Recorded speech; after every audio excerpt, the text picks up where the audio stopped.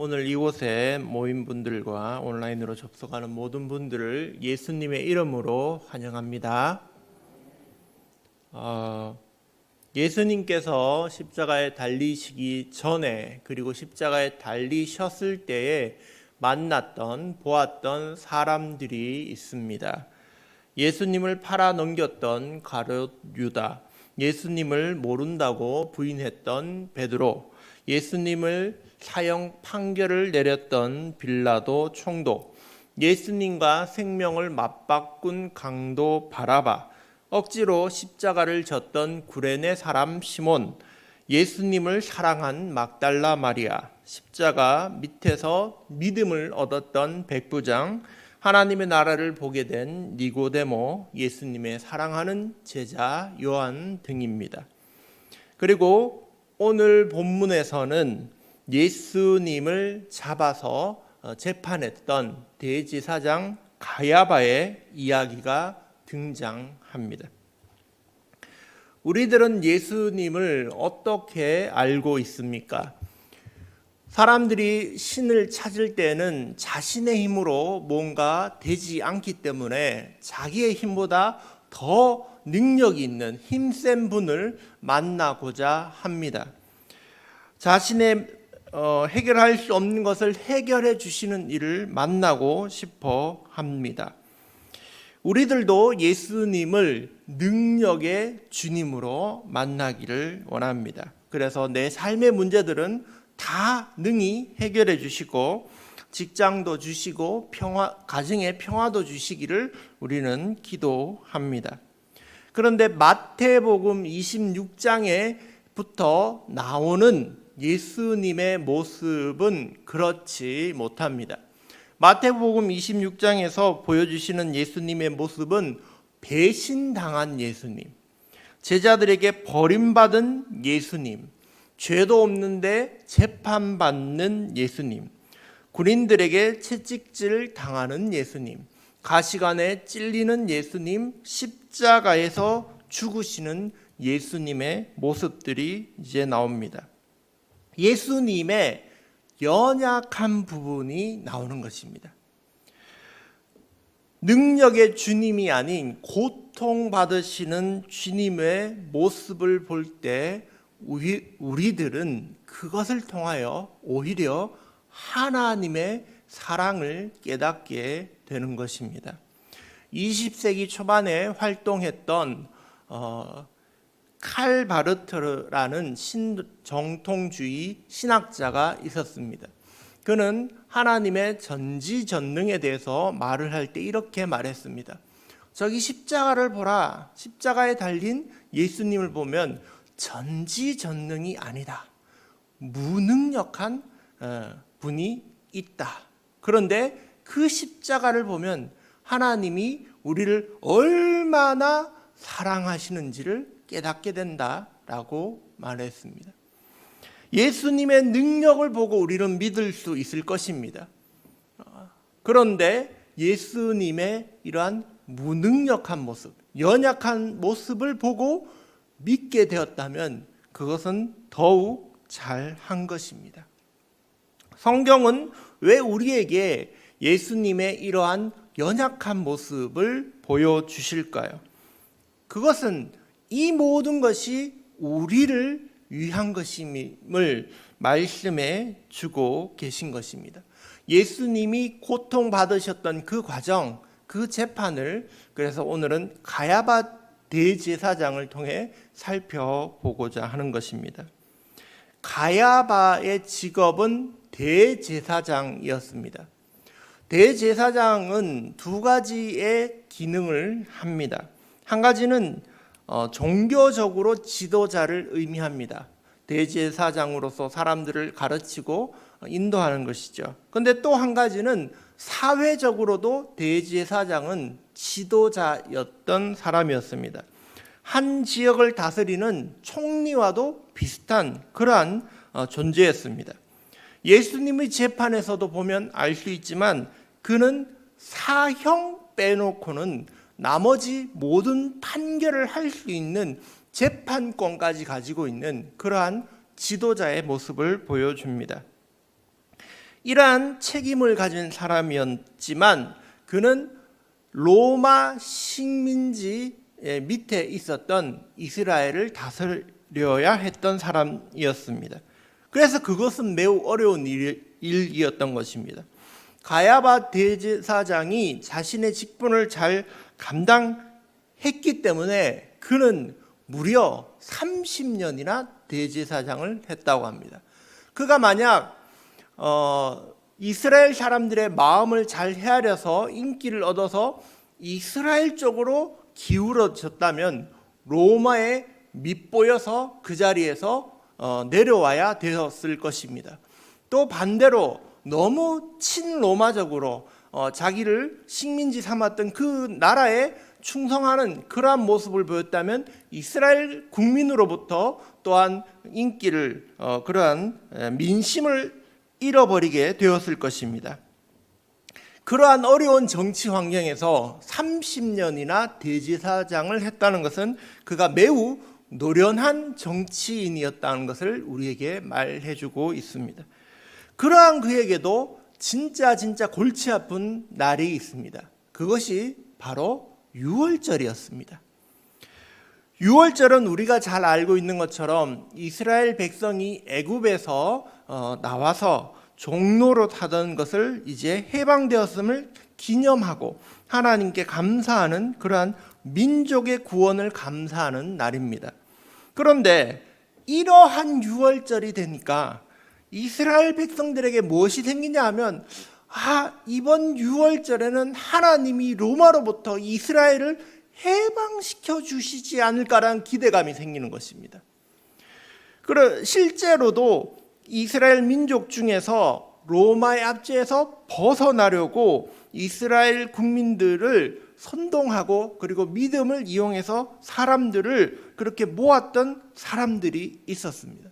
그런데 그러한 활동은 어떤 결과를 낳게 되냐 하면 로마 군인들을 자극하게 되는 것입니다.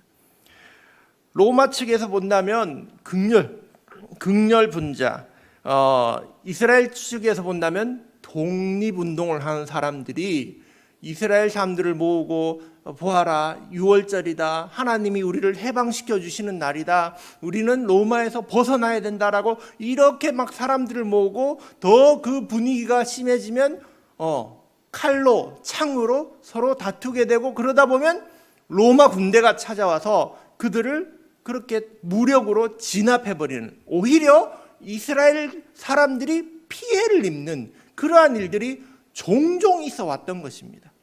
그래서 가야바 대제사장에게는 그러한 사람들이 안 생기는 것이 오히려 자기의 정치적인 입장에서는 더 좋았던 것이죠.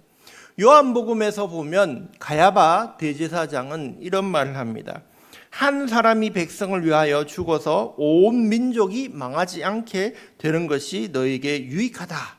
즉 예수님이란 분이 지금 이렇게 떠받쳐져서 메시아라고 하고 사람들이 막 모이고 있는데 저 사람이 차라리 죽어서 잠잠해지는 게 우리 민족에 도움이 된다라고 생각했던 것입니다. 예수님을 생각해 보십시오. 예수님은 정말 그 유월절이 있는 그 주간에 예루살렘에 도착했습니다. 그러자 그 월요일에 사람들이 모여서 호산나 호산나 하면서 예수님을 환영하고 모여들기 시작했던 것입니다. 우리를 구하소서 다윗의 자손이여. 가야바의 눈에는 이러한 선동은 잘라버려야 했던 그러한 싹에 불과했던 것입니다. 예수님의 말씀은 또 많은 사람들에게 감명을 주었습니다. 사람들이 예수님을 정말 메시아, 하나님이 우리에게 보내주신 분, 이번에야말로 우리나라가 독립하겠구나라는 그런 기대감이 막 생겼던 것입니다.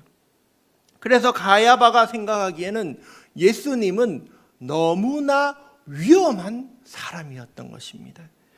도발적이고 대중의 지지도 얻었고, 그래서 그들이 생각하는, 가야바 대제사장들과 그 종교 지도자들이 생각하는 해결책은 예수를 죽여야 된다는 것이었습니다. 그래서 그들은 유다를 포섭해서 유다에게 은 30냥을 주고 예수님을 사게 되죠. 그래서 예수님을 잡아오게 되고 재판을 시작하게 되었던 것입니다. 가야바는 자신과 뜻을 같이 하는 사람들이 모여 악한 흉계를 꾸미게 되고 성전 수비대를 보내어서 동산에서 기도하는 예수님을 체포해 오게 됩니다. 그러나 그 이후로 진행되는 재판은 불의한 재판인 것을 보게 됩니다. 정식 재판도 아니고 약식으로 치루어지고 있으며 그리고 공평하지도 않았던 것입니다. 그 재판에서 예수님이 할 수 있었던 것은 계속 침묵하셨습니다. 애초에 거짓 증인들을 모아서 예수님을 자꾸 고발하려고 하니까 그것들이 말이 맞지 않았던 것이죠. 그래서 그들이 하는 그 말에 예수님은 오히려 침묵하고 아무 말 하지 않고 계셨던 것입니다. 그러자 사람들은 예수님에게서 아무 죄를 찾을 수 없었던 것입니다. 그래서 가야바는 이 재판을 자신이 주도하며 질문을 던지게 됩니다. 오늘 말씀에 63절에 보면 내가 하나님의 아들 그리스도인지 우리에게 말하라. 가야바가 드디어 신문을 하게 되는 것입니다. 예수님께서 이러한 고난을 받고 불의한 재판을 받고 계십니다. 예수님의 이러한 연약한 모습, 예수님의 이러한 십자가의 고난을 볼 때 그럼에도 불구하고 우리가 잊지 말아야 할 내용들이 있습니다. 그것이 바로 64절의 예수님의 말씀입니다. 오늘의 결론으로 64절의 말씀을 내어드립니다. 64절 같이 한번 읽어보겠습니다. 예수께서 이르시되 네가 말하였느니라. 그러나 내가 너희에게 이르노니 이후에 인자가 권능의 우편에 앉아 있는 것과 하늘 구름을 타고 오는 것을 너희가 보리라 하시니. 예수님은 오늘 이 64절에서 가야바 대제사장의 그 신문에 대하여 대답함과 동시에 중요한 믿음의 내용들을 말씀해 주고 있습니다. 첫 번째, 네가 말하였다. 예수님의 네가 말하였다의 그 질문이 무엇입니까? 하나님의 아들 그리스도냐라는 질문에서 네가 말하였다라고 대답하고 있습니다. 즉 나는 하나님의 아들이며 그리스도다라고 얘기하시는 것이죠. 여러분, 우리가 믿는 예수님은 매우 중요한 그 믿음의 내용이 있는데 그것이 크게 두 가지입니다. 바로 예수님이 하나님의 아들이라는 것입니다. 이 예수님이 하나님의 아들이라는 것은 예수님은 꼭 하나님, 즉 신이시다라는 것을 고백하는 것입니다. 우리의 종교의 이름이 뭡니까? 대한 예수교 장로회잖아요. 우리는 예수님을 믿는 사람들이에요. 예수교예요. 예수교. 예수님이 하나님이다라고 믿는 거예요. 그게 가장 중요한 믿음의 첫 번째입니다. 그리고 예수님이 그리스도시다. 예수님이 우리의 구원자시다라는 것 고백하는 것. 그것이 가장 중요한 믿음의 두 가지 내용입니다. 예수님은 그것을 가야바의 입을 통하여 우리에게 가르쳐주고 계십니다. 우리가 이 연약한 예수님을 통하여 그 십자가의 고난을 당하는 예수님을 볼 때에도 잊지 말아야 할 것은 그럼에도 불구하고 예수님은 하나님의 아들이시고 예수님은 구원자이신 것을 잊지 말아야 되는 것입니다. 두 번째, 예수님은 또 이렇게 말씀하십니다. 인자가 권능의 우편에 앉아 있는 것이라고 말씀합니다. 여러분, 이 사실은 사도행전 7장에서 이루어집니다. 사도행전 7장에 보면 전도자였던 스데반 집사가 사람들에게 둘러싸여서 돌에 맞아 순교하는 장면이 등장합니다. 그런데 그때 스데반 집사가 순교한 그 직전이었기 때문에 성령이 충만하여서 하늘을 보았더니 하늘에서 예수님이 하나님 우편에 계신 것을 보게 되었던 것입니다. 그 말은 무슨 말이냐 하면 예수님은 지금도 하나님 옆에서 이 세상을 다스리시는 그러한 분이심을 우리에게 알려줍니다. 여러분, 고난을 받아 죽게 된 그 스데반이 바라보게 된 것은 예수님은 지금도 이 세상을 다스리고 계신다는 것을 본 것입니다. 우리가 고난의 중에 있는 예수님을 볼 때 잊지 말아야 될 두 번째는 그럼에도 불구하고 예수님은 이 세상을 다스리시는 분이라는 것입니다. 우리의 고난 속에서도 우리는 그것을 잊지 말아야 합니다. 예수님이 세상을 다스리십니다. 세 번째, 마지막으로 예수님은 이렇게 말씀하십니다. 하늘 구름 타고 오는 것을 보리라. 여러분, 이게 무슨 말입니까?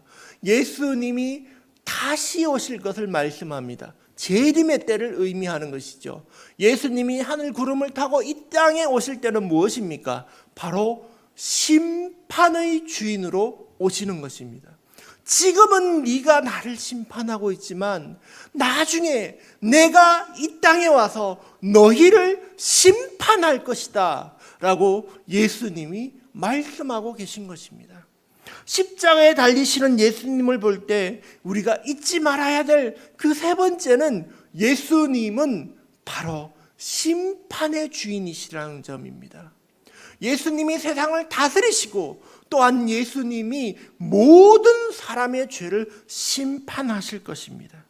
그러므로 우리는 고통 중에 있으시지만 예수님의 십자가를 바라보아야 됩니다. 그때 우리의 믿음이 온전히 생기는 것입니다. 할렐루야. 예수님의 이 모든 고통이 우리를 위해서입니다. 우리를 위해서 이 고통을 당하셨고 우리를 사랑하신다는 것을 보여주시는 것입니다. 제가 고등학교 2학년 때 대구에서 찬양팀이 찬양하는 그런 찬양 집회에 다녔습니다. 목요일 날 삼덕교회에서 찬미예수팀이라고 있었는데 그곳에서 찬양 집회를 했습니다. 그때만 해도 저는 찬양 집회를 처음 참석해 봤어요. 생전 처음 참석해 보니까 많은 사람들이 찬양하고 그렇게 예수님을 부르짖고 기도하는 것이 충격적으로 다가왔던 때죠. 그런데 어느 날 그 찬양 집회에 참석했더니 특별히 간증 집회를 했던 것입니다. 바로 이영식 선교사님이라는 분이 오셨는데 이분은 연극 배우였습니다. 이분이 한 놀라운 연극이 있습니다. 이분이 거의 한 20년 동안 했는 그 연극이 제목이 바로 빌라도의 고백이라는 연극이 있습니다. 이 빌라도의 고백은 빌라도가 혼자 말을 하는 거예요. 혼자 말을 하면서 예수님 역할도 했다가 빌라도 역할도 했다가 하는데 빌라도가 결국 예수님을 믿었다는 그런 연극적인 내용이었습니다. 근데 그 내용을 연극을 하시기 전에 이분이 자신의 간증을 먼저 얘기하시는 거예요. 이분이 참 화려한 경력이 있습니다. 대통령상을 탔던 분이에요. 연극계에서 노인 새가 되어 날다라는 그 연극을 통해서 대통령상을 수상하게 되었습니다. 그때만 해도 이분은 썬데이 크리스찬, 그냥 교회만 다니는 교회 딱 밖에만 나가면 뭐 담배 피고 술 마시고 하는 그런 그리스도인이었던 것입니다. 그런데 그런 그에게 수상하게 딱 되었을 때 그 상을 받던 그 현장에서 하나님이 만나 주셨습니다. 보통 상을 받으면 어떻게 합니까? 상을 받고 와 하고 이렇게 손을 들고 이렇게 담례하지 않습니까? 그런데 상을 딱 받았을 때 하나님이 딱 말씀하신 거예요. 내가 너에게 이 세상에서 주는 가장 좋은 상을 주었으니 너는 이제 나에게 와서 일해라, 이렇게 말씀하신 거예요. 그래서 이 상을 받고 와 해야 되는데 와를 못하고 불썩 이렇게 주저앉는 거예요. 그때부터 도망 다니기 시작했던 겁니다. 뭘 도망 다니냐면 너는 와서 나의 일을 하라고 했으니까 하나님 일하기 싫어서 이분이 도망을 다닌 거예요. 그럼 어떻게 도망 다녔냐면 자꾸 교회도 안 가고 도망치고 주일에 연극을 한 거예요. 그러는 어느 날 사고가 일어납니다. 연극을 하면 보통 이렇게 무대를 나무로 만들지 않습니까? 근데 나무가 처리가 매끈하게 못 됐던 거예요.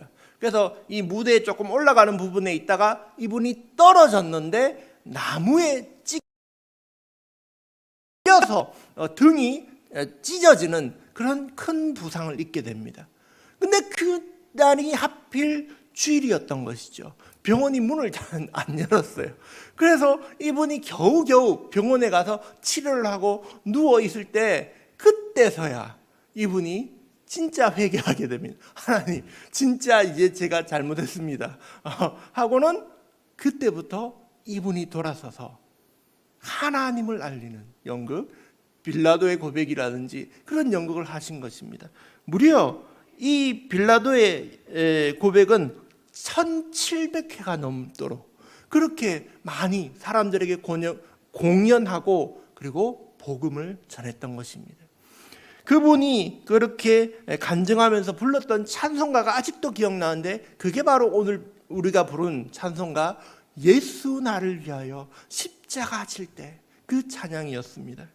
여러분, 예수님의 십자가는 이렇게 사람들을 새롭게 변화시킵니다. 연약한 모습이고 고난당하는 모습이고 무능력한 모습일지 모르지만 예수님의 십자가를 정말로 만나게 되면 사람이 바뀌게 되는 것입니다. 인생이 바뀌게 되는 것입니다. 이사야 53장에 우리에게 이렇게 말씀하십니다. 그는 실로 우리의 질고를 지고 우리의 슬픔을 당하였거늘 우리는 생각하기를 그는 징벌을 받아 하나님께 맞으며 고난을 당한다 하였노라. 그가 찔림은 우리의 허물 때문이요 그가 상함은 우리의 죄악 때문이라. 그가 징계를 받음으로 우리가 평화를 누리고 그가 채찍에 맞음으로 우리가 나음을 입었도다. 할렐루야. 예수님이 고난을 받아 주셨기 때문에 우리가 나음을 입고 죄사함을 받은 것입니다. 우리가 이 고난당하신 예수님을 더 깊이 바라보면 우리 마음속에 하나님의 사랑으로 충만하게 될 줄 믿습니다. 그러한 저와 여러분이 되시길, 예수님의 사랑으로 승리하는 여러분 되시길 주님의 이름으로 축복합니다.